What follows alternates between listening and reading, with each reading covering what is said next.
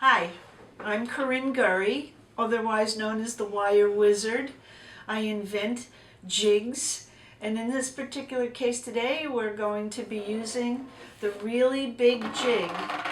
It's a foot square and it has thousands of holes, and you can change the peg positions and make many things, including big splashy pieces like this, as well as small pieces and ear wires and pins too. Let's go. Okay, what I've done now is I've taken that pattern where I've put the loops for the beads at the bottom already and pegged out most of it. It's easy to do wherever you need to put a peg. Place the peg in, wiggle it a little bit to make sure it goes down, and we're ready to start. I'm going to start by just poking the wire through one of the holes in the jig and bending the pattern. I tend to work from out here so I can control this part with my fingers to get the curves that I want.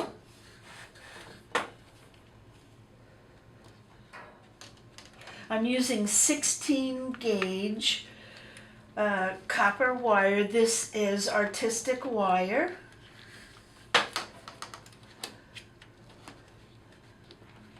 I like 16 gauge because 16 gauge is good to hammer out. So you get a broader look, and when you hammer it out with a ball-headed hammer or slightly convex face forming hammer, makes it more impressive. And hammering it with the ball end of the hammer makes divots in the wire and makes it flash the light more. Okay, we're halfway there.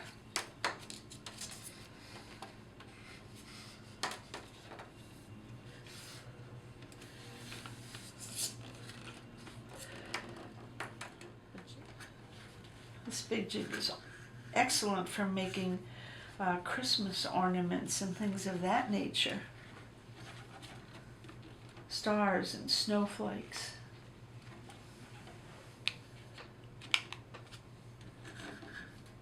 Winged angels even.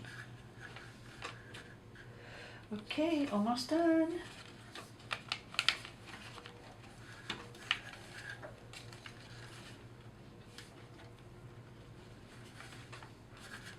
I'm going to stop right there. Got it all done. And now I'm ready to slide it off the pegs. I'm going to place these round nose underneath and gently lift, trying not to distort the wire very much.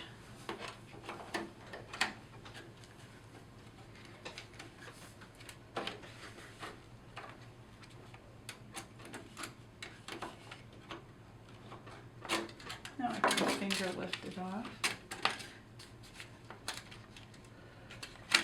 Before I go to the hammering phase, I'll shape this with my hands a little. When you're bending the wire, it makes it very springy, so it springs off the jig, and I'm unspringing it. But there's our basic form. I have now finished hammering out, which also hardens the wire, makes it stronger and stiffer. Hammered it out using the ball end, and that places little facets all along the wire, so you start to get your real sparkly stuff.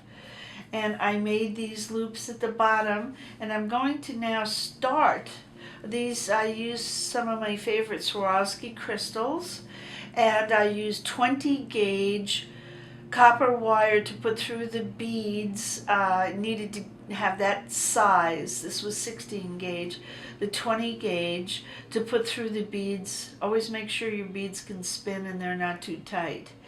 And I'm going to place the first dangle there, then I'll use a round nose tool to close that loop up.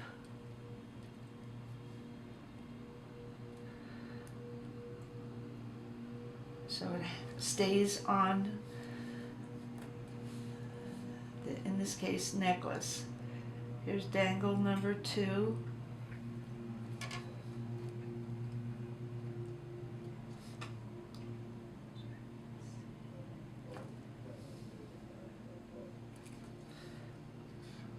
I'm sorry. Can't see. There we go. Tighten it up. Complete the loop. Those are two short ones that I put together. Then I put a longer one together for the middle.